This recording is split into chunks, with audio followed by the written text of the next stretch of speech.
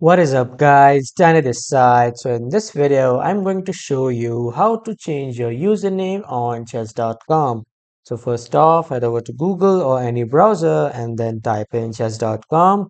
So you will be redirected to this dashboard of chess.com. Now from here, on your left side at the bottom, you will see the options of settings and then all settings. But if you don't see the option of settings, don't worry. In the search bar, type in settings, and here you can see just simply click on it once and just log in or sign up. So as you can see, after logging in, I can see this option of setting. When I hover it, I'll just simply click on all settings, or you can even search here for settings. Now, after coming to settings, click on profile, and then you will see this bio.